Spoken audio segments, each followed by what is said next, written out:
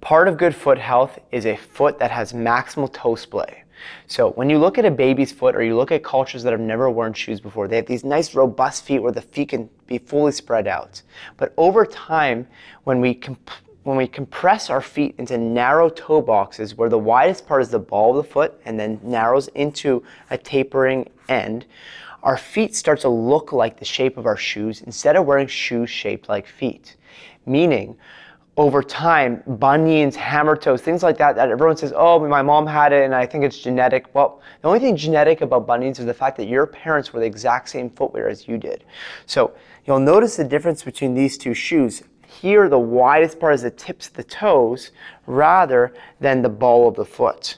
So one other element, so a key element to optimally getting a nice splay in your feet is to change your footwear. Get rid of the problem in the first place. But another helpful element is getting yourself a pair of toe spreaders, silicone toe spreaders that can go between your feet.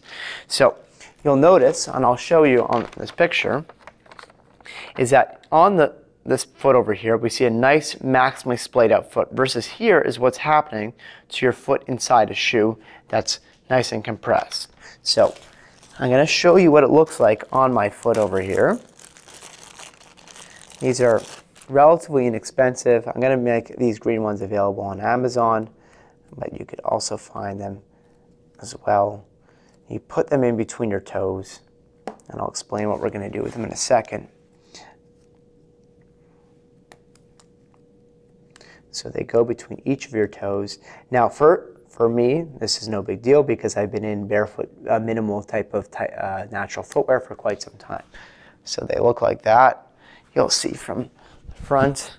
Now, what I'm aiming for you to feel is basically just this idea of being relatively comfortable in them. Now, for many, it could be a shock, and others not so bad. But the idea is to start with 15, 20, 30 minutes a day, and increase that period over time. Now, at your house, like we talked about, I want you to go more barefoot more frequently. So you could wear these toe spreaders while you're hanging out your house, lounging around, maybe walking around your property if you feel comfortable going outside. But I would not wear these inside your shoes, and I wouldn't wear them to sleep. You want to wear them while being active, and now allowing your foot muscles to operate in this new space where now the bones are in proper alignment, so you're going to get a better activation of your foot muscles. So wearing these and getting accustomed to them over time is going to be an important part of the foot health journey. Again, don't wear them through pain. If they start to bother you, take them off. Don't wear them inside shoes because in general, like you're fighting an uphill battle because if you're in compressive footwear. Otherwise, even in your minimal shoes, I probably wouldn't wear them either. It's just something to use while barefoot, just getting used to that splay over time. And you'll notice that when you take them off, you'll end up with a bit more space between your toes. Another helpful element is actually just taking your fingers between your toes and getting them in there, sneaking them in between each toe, and then massaging, moving around the forefoot, keeping that in. And even while you're watching TV, you could work on that toe splay, getting the spacing in between, and opening up this fascial area that tends to be very compressed when you're so used to your toes always being, held together so tight. So wearing the toe spreaders, changing to wider toe boxes type shoes, and then of course wearing the toe spreaders.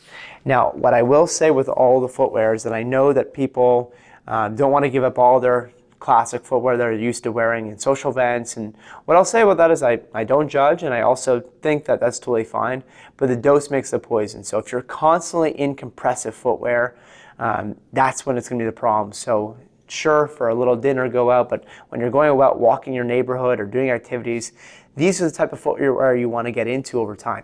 Yes, they're made for running. Everyone says, oh, is it good for running? Well, a shoe that lets her function like a foot is a better shoe for your foot.